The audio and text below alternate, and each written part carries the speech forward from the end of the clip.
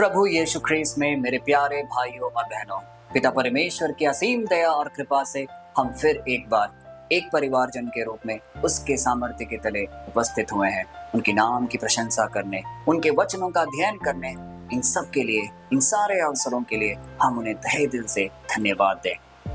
आज का जो सेशन हम कर रहे हैं वो सिर्फ एक अध्ययन का सेशन नहीं, परंतु अपने आप को जानने और उसका मूल्यांकन करने का एक सेशन है, क्योंकि हम आज अपने आंतरिक और एक आध्यात्मिक जीवन को जानेंगे और उसका जांच पड़ताल करेंगे कि किस प्रकार हम अपनी प्रार्थना में थोड़े क्षीण हो रहे हैं।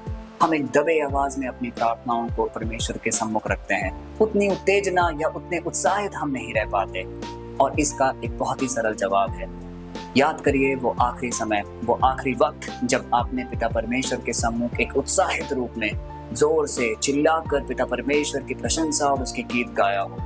ऐसे बहुत ही कम अवसर आपको आज के दौर में दिखेंगे, क्योंकि कुछ ऐसा हमारे आसपास में घटित हो रहा है, हमारे आसपास के लोग, हमारा आसपास का जो साहचर्य है, कि हम अपनी प्रार्थनाओं को उतने उत्तेजित होकर नहीं कर पा रहे हैं और इसीलिए हमारी प्रार्थनाएं दिन प्रतिदिन कम होते जा रही है। हमारा जो जुड़ाव है पिता परमेश्वर के साथ वो कहीं ना कहीं टूट रहा है।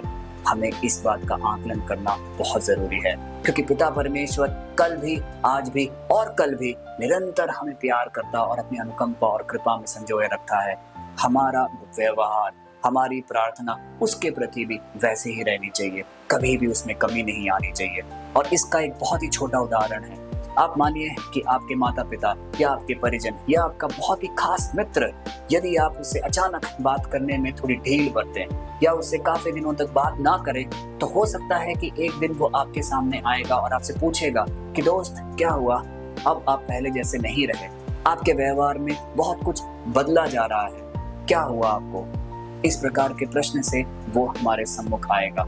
इसी प्रकार जब ईश्वर देखता है कि हमारी प्रार्थनाओं में कमी आ रही है, वो जो नियमित तरीके से हम प्रार्थना सभाओं में जो हम भाग लेते थे या चर्च जाते थे या अपने कन्फेशंस करते थे या कोई भी हम ईश्वर के प्रति जो कर्म किया करते थे, उसमें अगर कमी आ रही है, तो परमेश्वर भी सोचते हैं कि क्या हुआ मेरे पुत्र पुत्रियों को, क्या हुआ उन्हें, क्या दिक्कतें हैं, और इस तरीके से उदास हो जाता है।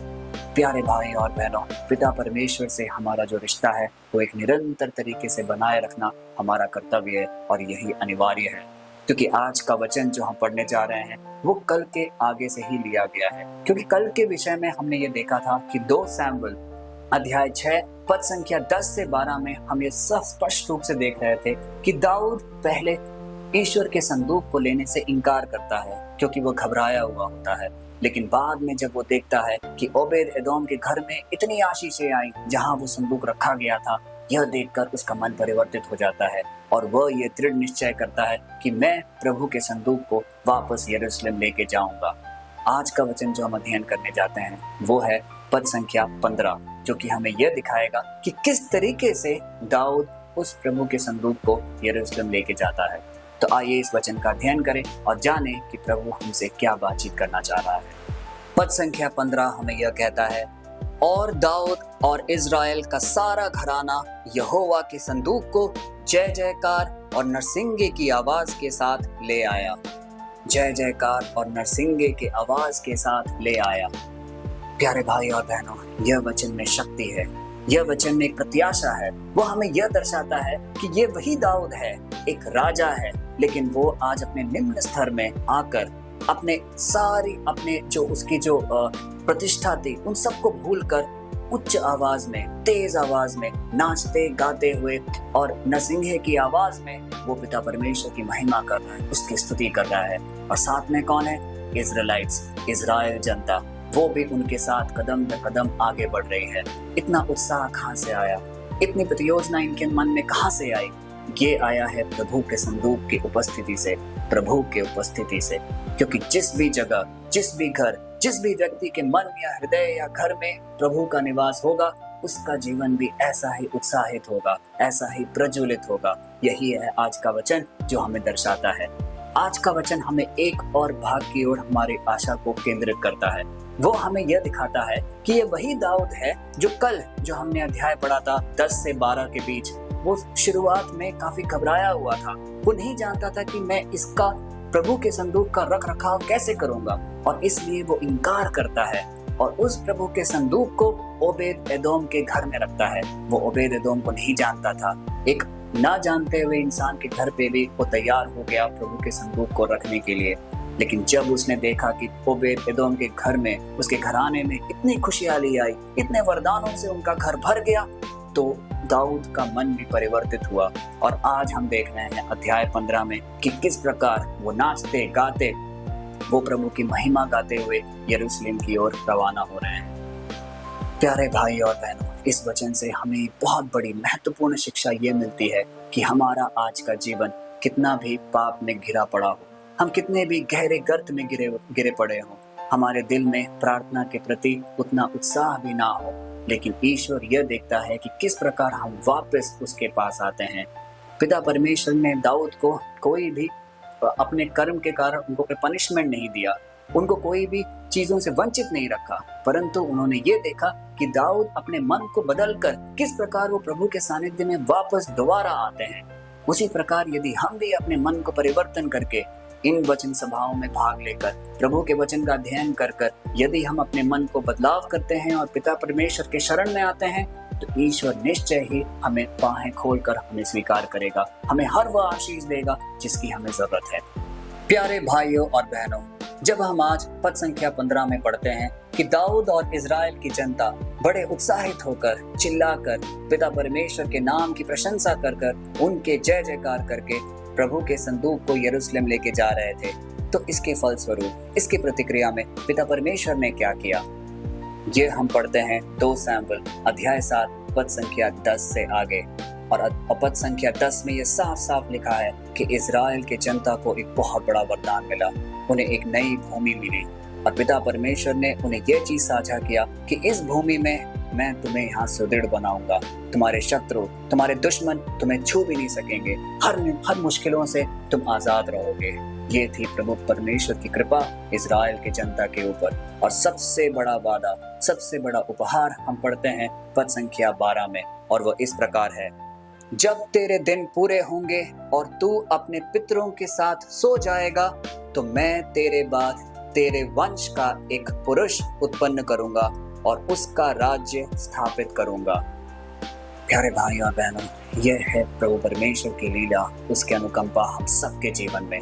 क्योंकि यहाँ पे जो आशीष इजराइल के ऊपर पर जो उन्होंने बरसाया है, सिर्फ वहां तक बात नहीं रुक रही है, लेकिन वो ये भी बता रहे हैं कि किस प्रकार उनके पुत्रों को भी पिता परमेश्वर का आशीष प्राप्त होगा, वो अपना अलग से राज्य स्थापित कर पाएंगे और वो सुखी और प्रफुल्लित रहेंगे। प्यारे भाई और बहनों, हमारे जीवन में भी कई बार ऐसी घटनाएं होती है, हम अपनी प्रार्थना सभाओं में, अपने रोजमर्रा की प्रार्थना में हम चिंतित रहते हैं, हम व्यथित रहते हैं। किसके लिए? अपने बच्चों के लिए, अपने पुत्र पुत्रियों के लिए, क्योंकि हम उनके लिए चिंतित हैं कि उनका भाग्य कैसा होगा, उनके जो आगे आने वाली जो समस्याएं हैं, जो दिक्कतें हैं, वो कैसे उसका आकलन करेंगे। हो सकता है कि उनकी पढ़ाई को लेकर, हो सकता है उनके स्वास्थ्य को लेकर, उनकी शादी को लेकर, उनकी कई ऐसी चीजें जो अभी बीच में रुकी हुई हैं, वो सारी चीजें पूरी कैसे होंगी, इन सब को लेकर हम व्यथित और परेशान होते हैं। प्यारे भाई और बहनों, आज का ये वचन पिता परमेश्वर हमसे यह कहना चाह रहा है कि तुम चिंतित ना हो, निराश ना हो, तुम सिर्फ मेरे सामने जो भी मतलब तुम्हारे हैं उसे पूर्ण रूप से, एक नियमित रूप से मेरे सामने रखो और मैं उसे पूरा करूंगा। ये वो पिता परमेश्वर है जिसने इजराइल को कई वरदानों से उनका जीवन तो भरा ही, लेकिन उनके पुत्रों को भी कई असंख्य वरदान दिए और यह भी सुनिश्चित किया कि उनका एक अलग राज्य स्थापित होगा और वो उसमें राज्य करेंगे। वही परमेश्वर से हम और आप भी प्रार्थना कर रहे हैं। इस प्रार्थना सभा में हम जो भी व्यक्ति इसमें जुड़ा हुआ है, हमें ये दृढ़ संकल्प अपने साथ आज लेकर चलना है कि जो भी प्रार्थना हम पूर्ण विश्वास से पिता परमेश्वर के सम्मुख रखेंगे, तो जिस प्रकार पिता परमेश्वर ने इजराइल के पुत्रों को आशीषों से उन्हें नवाजा, उन्हें एक अलग राज्य दिया, उसी प्रकार हमारे पुत्रों को, हमारे पुत्रियों को, हमारे बच्चों को भी पिता परमेश्वर उसी तरीके से आशीष देंगे और हमारा जीवन परिवर्तित होगा। प्यारे भाइयों और बहनों, आज जब हम इस छोटे से प्रार्थना की ओर आगे बढ़ रहे हैं, तो हमारा पूरा मन पूर्ण विश्वास से हम पिता परमेश्वर के सम्मुख उपस्थित हो, वो सारी प्रार्थनाओं को हम याद करें जो कि एक बोझ की तरह हमारे दिल में, हमारे जहन में बैठी हुई है। क्योंकि कई सालों से उसकी पूर्ति नहीं हुई है। ऐसे कई निवेदन हैं जो अभी अनसुनी सी रह गई है। उन सबों को पिता परमेश्वर के सम्मुख रखे और इस वचन को स्तोत्र मानकर पिता परमेश्वर से मांगे और उनसे हम ये निवेदन करें कि जिस प्रकार आपने इस्राएल को कई आशीषों से भरा, जिस प्रकार आपने उनके बच्चों को कई आशीषों से उन्हें नवाजा, उसी प्रकार हमारे जीवन में भी दखल दे, हमारे बच्चों के जीवन में दखल दे। हमारे जीवन में जो भी बीमारियां हैं, जो भी कमजोरियां हैं, उसे पूर्णता आप भर लीजिए, जिससे कि हमारा जीवन पूरी और चंगाई की ओर आगे बढ़े। आइए इस छोटे से प्रार्थना में आगे बढ़े। हे पिता परमेश्वर, हम आज तुझको धन्यवाद देते हैं हर उस चीज के लिए जो तू निरंतर हमारे जीवन में देता हुआ आ रहा है। आज के इस वचन के लिए हम तुझे धन्यवाद देते हैं, क्योंकि ये हमारे जीवन में एक प्रेरणा स्रोत की तरह जलता हुआ जा रहा है, जो कि हमें यह विश्वास दिलाता है कि यदि हम ईश्वर का सानिध्य अपने अंदर महसूस करेंगे और आपके सामने कृतज्ञ रहेंगे, तो हमारी सारी मनोकामनाएं पूरी होंगी। हे पिता परमेश्वर, ऐसे कई वक्त हमारे जीवन में भी आते हैं जब हम दाऊद की तरह घबरा जाते हैं। आपको स्वीकार करने के लिए हम काफी संकोच करते हैं, लेकिन कुछ ऐसा वर दे जिससे कि हमारी आंखें खुल जाए, हमारा अंतरतम बदल जाए और हम वापस दाऊद की तरह आपको स्वीकार करें और अपने दिल में आपको बसाएं। आपका राज्य हमारे दिल में बसे, इसकी हम कामना और मनोकामना करते हैं।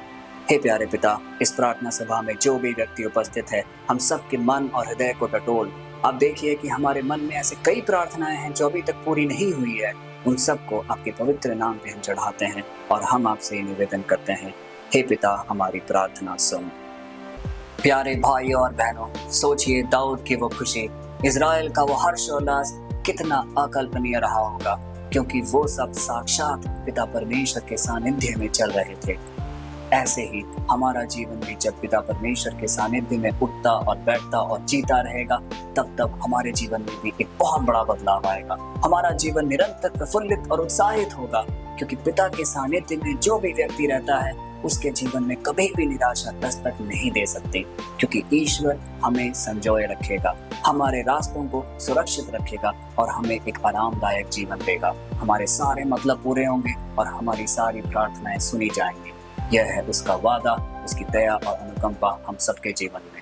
तो आइए इस विश्वास को कई लोगों तक हम भेजें, क्योंकि कई लोग जब इस वीडियो को देखते हैं और उनका जीवन में रूपांतरित होता है, तो हम भी एक प्रेरणादायी कार्य का भाग बनते हैं और इस प्रकार हम पिता परमेश्वर की निगाहों में आते हैं। कल फिर मिलते हैं, तब तक के लिए पिता परमेश्वर के असीम दया और कृपा और अनुकंपा में सबको समर्पित करते हैं, पिता परमेश्वर के नाम पर, आमीन।